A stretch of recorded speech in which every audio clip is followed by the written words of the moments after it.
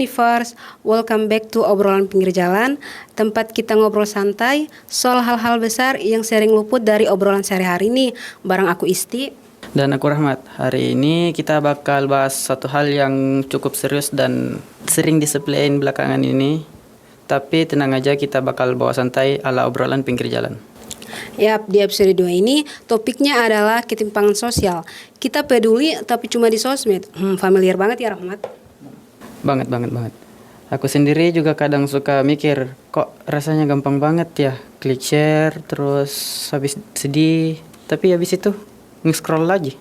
Benar, di timeline rame soal kemiskinan, ketidakadilan, orang sakit butuh donasi, dan lain-lain. Tapi seberapa banyak dari kita yang benar-benar bertindak di dunia nyata?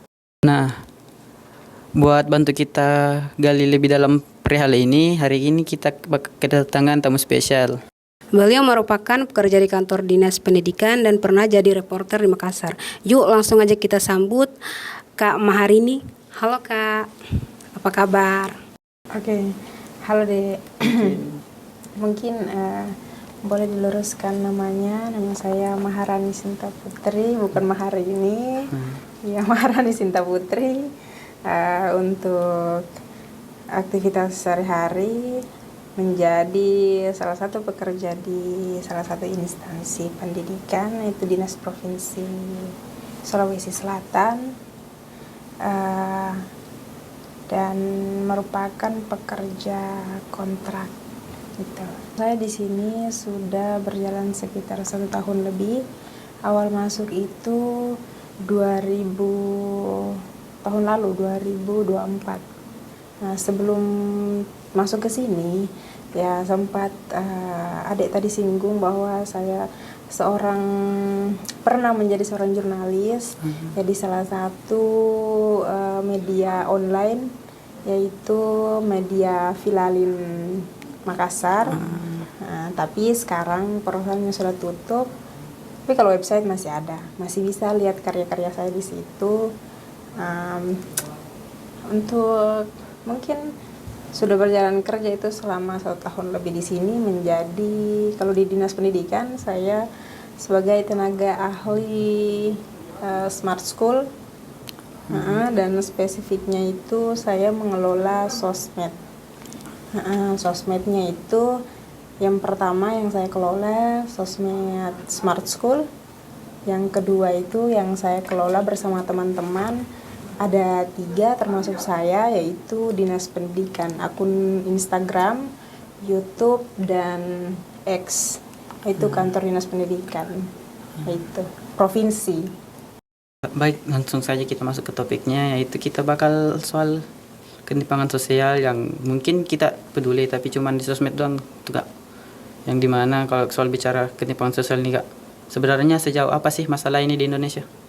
Oke, sebenarnya berbicara ada 2 hal yang berbeda di sini ya, 2 topik, yaitu ketimpangan sosial satu, yang kedua itu berbicara ketimpangan sosial itu yang hanya di sosmed saja.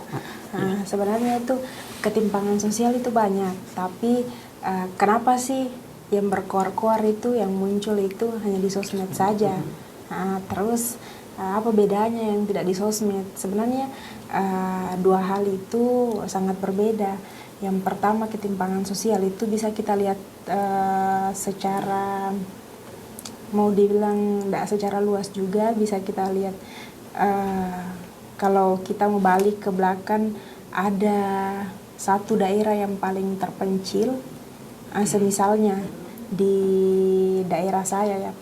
Saya itu terlahir di Maluku Utara, yang terbilang notabene itu yang masih akses untuk pendidikan itu masih jauh berbeda sama Sulawesi Selatan. Itu sudah sangat berbeda. Otomatis itu kan menunjukkan ketimpangan sosial. Kenapa? Yang pertama, kita lihat dulu untuk akses internet. Kalau di kampung saya, akses internet itu baru ada sekitaran 5 tahun kebelakangan. Itu pun belum masuk sampai di pelosok. Pelosok itu baru sekarang. Jadi kalau kita mau berbicara tentang ketimpangan antara kita yang sekolah di kota dan untuk sekolah di desa itu sangat berbeda, karena akses pendidikan sekarang kan semuanya serba online. Jadi apa yang harus kita cari, apa yang mau kita tahu, itu kita bisa mengakses itu dengan mudah. Sekarang kan kalau di desa ya mungkin hanya di sektor kabupaten saja. Pasti itu pun lagi ke daerah-daerah kota dari kabupaten tersebut. Iya. Jadi memang ketimpangan sosial untuk pendidikan sendiri itu saya rasa sudah sangat berbeda.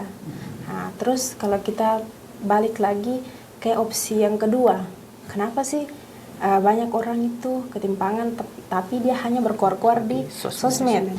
Ya, kalau kita mau bilang sekarang itu kan sudah zamannya. Sekarang itu kan sudah masuk generasi alfa. Yang dimana generasi alfa itu sebagian besar itu ndak berdasarkan riset juga. Yang saya berbicara ini hanya asumsi saya pribadi. Kalau mungkin salah, adik-adik bisa ralat, mungkin bisa cari datanya untuk membenarkan.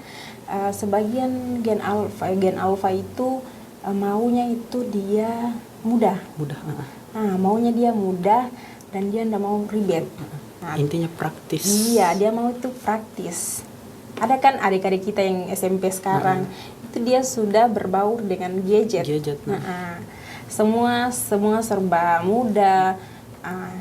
Maka semua serba mudah itu dia mungkin melihat satu platform yang menjadi tempat aduannya, yang menjadi tempat keluh kesahnya. Curhat. Iya. Nah, dia ndak mengenal usia, apalagi usia sekarang SD itu dia sudah tahu banyak hal. Nah, dan dia bisa akses apa saja. Dari situ dia melihat di sosmed ini saya bisa berbicara apa saja. Nah, tapi itu juga harus kita lihat bahwa dia memiliki ketimpangan atau tidak.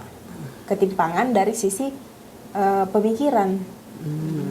Ketika dia mengetik sesuatu, contoh, dia mengetik tentang kehidupan sehari-harinya, yang seharusnya itu kehidupan sehari-harinya itu dia hanya dia bermain game, tentang hobi-hobinya, dan untuk hobi-hobinya itu mungkin tidak terlalu positif. Itu kan sebenarnya kan kalau dia curhat di situ di sosmed, sebenarnya tidak ada yang peduli. Hanya sebagian orang yang peduli. Sebagian orang menganggap ini hanya asik-asikannya saja. Tapi kalau hal itu terjadi terus-menerus dan tidak ada yang melarang, itu akan menjadi kebiasaan yang bahwa kalau kita anak-anak di usia yang segitu sudah biasa untuk komen tanpa berpikir panjang. Nah, apalagi generasi kita yang gen alfa mau yang muda-muda, mau praktis. Praktis. Terus Kak, seberapa besar pengaruh media sosial dalam membentuk persepsi publik terhadap isu ketimpangan? Oke. Pertanyaan kedua ini lumayan menarik. Oke, pertanyaan kedua ini seberapa besar pengaruh media sosial untuk persepsi publik ya. Pengaruh media sosial sekarang itu tidak bisa lagi kita pungkiri bahwa sudah sangat luas. Bahkan isu-isu yang memang dikategorikan hoax pun mereka percaya. Karena kita masyarakat Indonesia cepat percaya sama hal-hal yang belum tentu dibenarkan oleh pihak terkait. Viral sedikit, langsung viral sedikit, langsung percaya. Viral sedikit, apalagi ditambah lagi dengan karena saya pernah kerja di jurnalis juga. Saya bukan bilang jurnalis itu negatif atau apanya, tapi kita jurnalis ada kan namanya kita mau satu platform contoh lah. Siapa namanya? Rahmat ini punya satu perusahaan. Terus otomatis Rahmat mau cari cara bagaimana untuk perusahaan ini dia dikenal banyak orang. Itu Rahmat melakukan semua cara kan, Mengikhlaskan segala cara. mengikhlaskan segala cara, termasuk perusahaan media.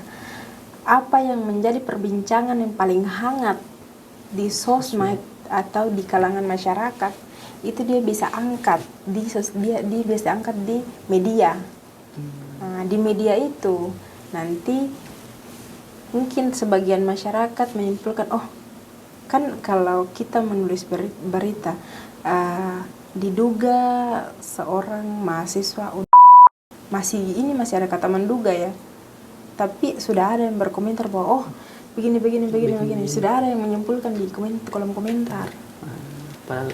Padahal Kata menduganya itu jelas kata sekali. menduganya masih menjadi pertanyaan itu apakah betul atau tidak. Kadang itu yang memanas-manaskan itu isu adalah media. Jadi tidak bisa dipungkiri itu sangat berpengaruh.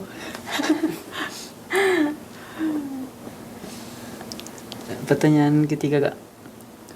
Apa perbedaan paling nyata yang kita lihat antara orang yang bersuara di sosmed dan orang yang benar-benar turun ke lapangan? Oke. Sedikit juga karena pertanyaan itu teringat bahwa saya sekarang bekerja di sini dan menjadi admin sosial media. Dulu di mahasiswa juga saya pernah turun ke jalan juga. Jadi ndak untuk perbedaan mungkin ada. Yang pertama, apa sih bedanya yang turun ke jalan sama di sosial media? Yang keduanya itu sama-sama ada benefit. Kalau kita di sosial media kan banyak yang isu itu dia bisa tersebar, satu topik itu dia bisa tersebar kalau pemberitaannya itu banyak. Kalau di medianya banyak. Tapi kalau turun ke jalan itu sudah jelas-jelas yang memang sudah masalah yang memang krusial. Apalagi kan kalau kita masyarakat Indonesia ya, kalau kita membiarkan segala sesuatu itu berjalan dengan mulus. Berjalan dengan mulus itu kan ketika kita melihat satu ketimpangan nih, kira-kira apa sih yang mau kita lakukan sebagai anak muda? Ya, Mau turun ke jalan atau berkor-kor di sosmed? Tapi kadang berkor-kor di sosmed kan hanya berkor-kor doang. Hanya berkor-kor saja. Nggak berlanjut sampai isu itu tuntas. Jadi kesimpulannya kalau kalian sebagai mahasiswa aktivis yang benar-benar kalau melihat ketimpangan itu dan terus ada aksi ya, why not? Kan kita mahasiswa. Jadi kita kan menuntut hak-hak kita, hak asasi manusia yang harus diadilkan untuk mendapat hasilnya. Nah, bisa saja di sosmed, cuman kalau di sosmed itu bergerak ketika sudah banyak pemberitaan. Kalau sudah banyak pemberitaan, otomatis sudah banyak juga publik pasti cari tahu. Oh, ini inti masalahnya apa sih? Sampai ramai diperbincangkan. Tapi kalau memang dia tidak ramai di sosmed, ya kita turun ke jalan untuk menyuarakan suara kita. Karena kita memang punya hak di situ. Iya, kita sebagai mahasiswa, sebagai masyarakat yang punya hak yang sama. Jadi sama-sama, kalau saya sama-sama memiliki benefit, tergantung bagaimana cara pandang kita untuk menyikapi dua hal tersebut. Menurut kakak, mengapa masyarakat lebih nyaman menunjukkan empati secara digital? Oke. Saya pernah, salah satu teman saya pernah tanya, karena dia aktif di sosmed, dia bilang, kenapa sih dia tuh aktif itu di Twitter? Saya pernah tanya, bilang kenapa suka sekali membaca Twitter, suka sekali komen di Twitter. Twitter kan merupakan satu media juga. Banyak sekali juga media. Apalagi Twitter kan pembahasannya luas kalau Twitter. Kalau kita membahas media, dia paling nyaman sih. Kenapa dia nyaman di media? Kalau kita, saya, Sinta, atau siapa nama? Rahmat, Isti.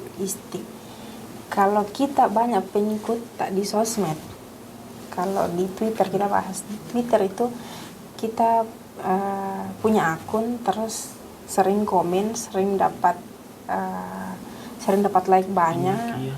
Ah, Pas- itu pasti kan kita ketagihan untuk ketagihan untuk buka ketagihan. terus dan komen-komen terus kan. Iya, Karena betul. sudah banyak orang ini yang Yang tahu. tahu.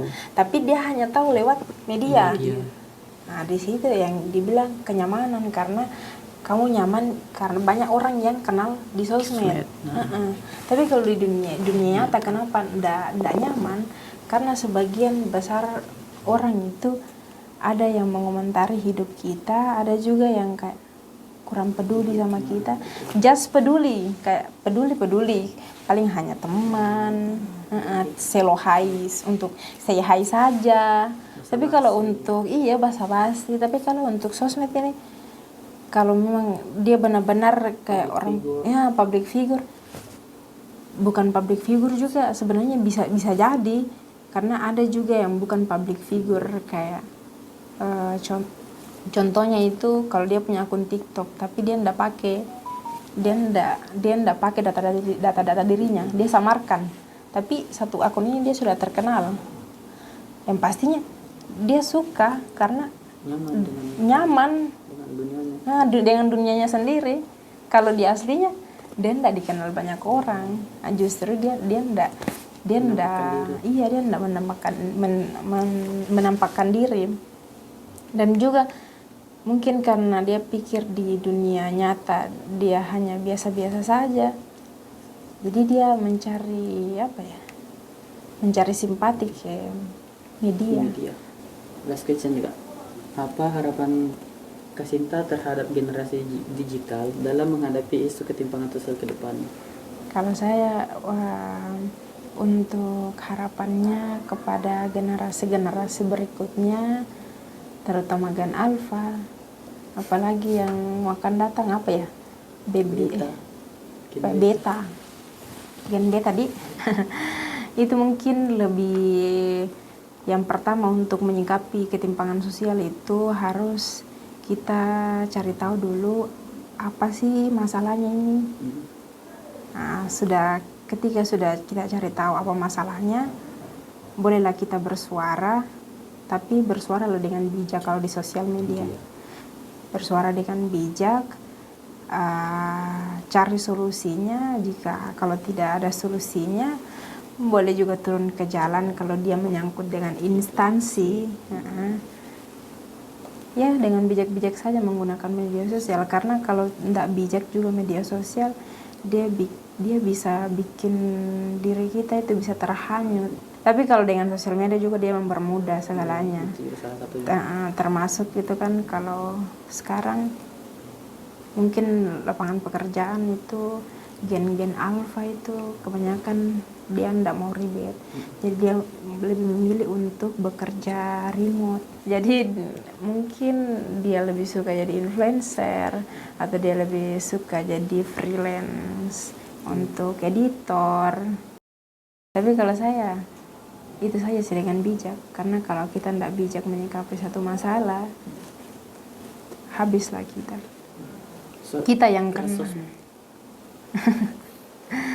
Itu saja kalau saya.